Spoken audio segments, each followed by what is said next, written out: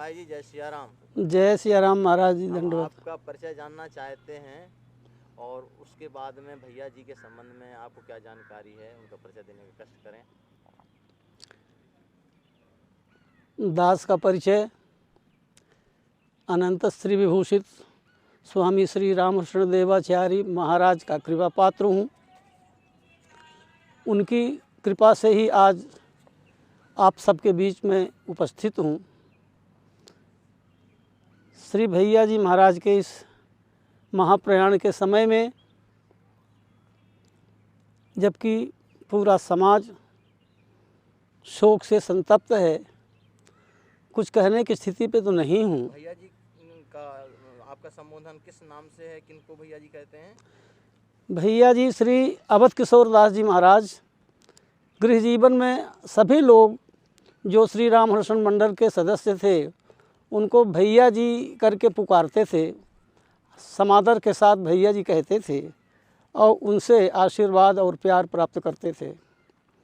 कालांतर में जब वो विरक्त हुए तब संत समाज में भी उनका नाम श्री भैया जी महाराज कहा जाने लगा, श्री रामकृष्ण मंडल के सदस्यों के द्वारा। संतों की कृपा से उनका नाम प्रख्यात हुआ। अयोध्या में भी श्री अवध किशोर दास जी महाराज, मानस केसरी पंडित अवध किशोर दास जी महाराज, मैं उनका बालकाल से सेवक रहा। यद्यपि उन्होंने मुझको, चूँकि मैं राम जी का स्वरूप बनता था तो मुझको वो राम जी के नाम से संबोधन करते थे और मैं उनको भैया जी महाराज ही कहता रहा। व्यंग विनोद में, क्योंकि बहुत लड़कपन से हमारा साथ था, तो हम स्वामी जी भी कहते थे, कभी स्वामी जी, और उससे वो हंस पड़ते थे। 1955 में पहली मुलाकात मेरी हुई उनसे और मैं तब किशोरी जी के स्वरूप के लिए चयन किया गया था और सरकार के दर्शन करने के लिए कार्तिक अमावस्या को खजुहा धाम में उपस्थित हुआ और उनसे भी पहली मुलाकात हुई। तब से अद्यावधि मैं उनके साथ जुड़ा रहा, उनकी कृपा का लाभ लेता रहा। और संक्षेप में मैं कहूँ, उनकी कोई विशेषताएं संक्षेप में आप दो शब्द में क्या कहना चाहेंगे?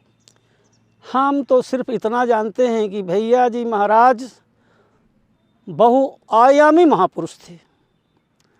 वो एक उच्च कोटि के लेखक, उच्च कोटि के कवि और उच्च कोटि के प्रवचनकर्ता। भौतिक संपदा भी उनके पास, अच्छा व्यक्तित्व और आंतरिक संपदा भी उनके पास प्रचुर मात्रा में भरी थी। उनकी उपासना का क्या भाव था किशोरी जी के प्रति? उनके उपासना का तो उनके आश्रम के नाम से ही जाना जा सकता है। श्री रामकृष्ण मैथिल सख्य पीठ की उन्होंने स्थापना की और वो मैथिल सख्य के उपासक थे।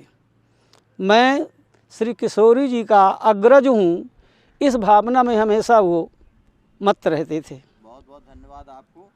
संक्षेप में आपने हमको परिचय दिया और हम आपसे प्रार्थना करेंगे अगली कड़ी में आपसे विस्तार से जानकारी प्राप्त करें। ठीक, धन्यवाद।